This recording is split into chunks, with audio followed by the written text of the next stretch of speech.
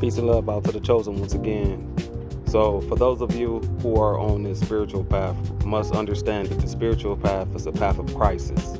And the reason why it's a path of crisis is because you need to learn how to, live in other people's shoes for you to be a healer. Because we're ultimately healers. The high priest or the priesthood were healers. And you were set apart from the rest of the world because you had to be the one who had to know how to take care of them if things go wrong.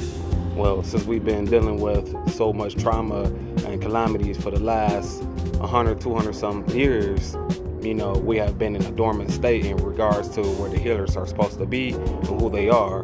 Well, us as the chosen ones, aka the descendants of the Kingdom of England, Great Britain, who also can trace themselves going back to those who are known as the lost tribe of Israel.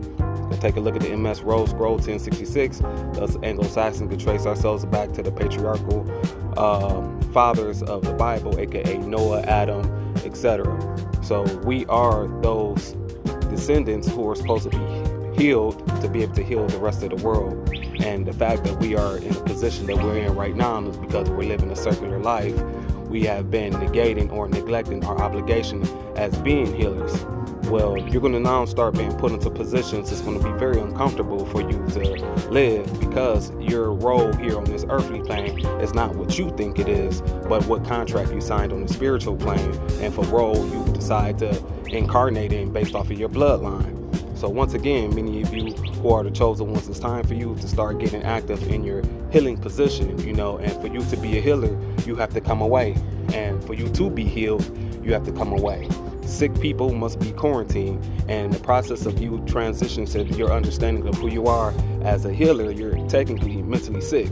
So bring yourself away from the circular world, put yourself in private, get in nature, start meditating, start asking for forgiveness, start learning how to utilize your verb boom or your lingua, aka your words, because your words are equivalent to your healing modality. You must change the way how you speak. You must change the words you say, and you must understand and comprehend, because as a healer, as the high priesthood, you were very intelligent.